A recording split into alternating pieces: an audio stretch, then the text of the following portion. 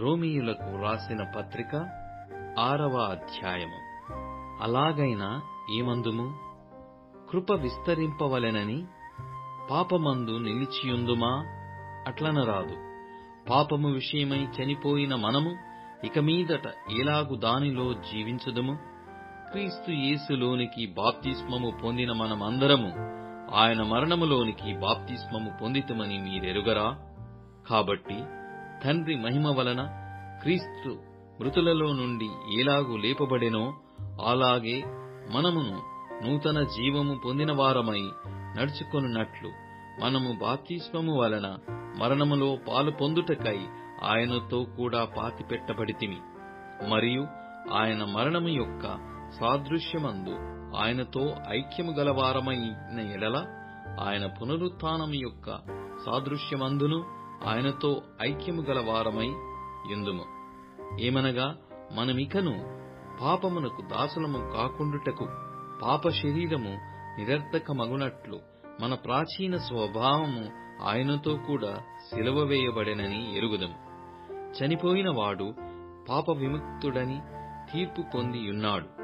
మనము క్రీస్తుతో కూడా చనిపోయిన ఎడల మృతులలో నుండి లేచిన క్రీస్తు ఇకను చనిపోడనియు మరణమునకు ఇకను ఆయన మీద ప్రభుత్వము లేదనియు ఎరిగి ఆయనతో కూడా జీవించుదుమని నమ్ముచున్నాము. ఏలయనగా ఆయన చనిపోవుట చూడగా పాపము విషయమై ఒక్కమారే చనిపోయెను, కాని ఆయన జీవించుట చూడగా దేవుని విషయమై జీవించుచున్నాడు. అటువలే మీరును పాప విషయమై మృతులుగాను దేవుని విషయమై క్రీస్తు యేసునందు సజీవులుగాను మిమ్మును మీరే ఎంచుకొనుడి. కాబట్టి శరీర దురాశలకు లోబడినట్లుగా చావునకు లోనైన మీ శరీరమందు పాపమును ఏలనీయకుడి. మరియు మీ అవయములను దుర్నీతి సాధనములుగా పాపమునకు అప్పగింపకుడి. అయితే మృతులలో నుండి సజీవులమనుకొని మిమ్మును మీరే దేవునికి అప్పగించుకొనుడి. మీ అవయములను నీతి సాధనములుగా దేవునికి అప్పగించుడి. మీరు కృపకే గాని ధర్మశాస్త్రమునకు లోనైన వారు కారు గనుక పాపము మీ మీద ప్రభుత్వము చేయదు. అట్లైన ఎడల కృపకే గాని ధర్మశాస్త్రమునకు లోనగు వారము కామని పాపము చేయుదమా? అదెన్నటికి కూడదు. లోబడుటకు దేవునికి మిమ్మును మీరే దాసులుగా అప్పగించుకొందురో అది చావు నిమిత్తముగా పాపమునకే గాని నీతి నిమిత్తముగా విధేయతకే గాని దేనికి మీరు లోబడుదురో దానికే దాసులగుదరని మీరెరుగరా?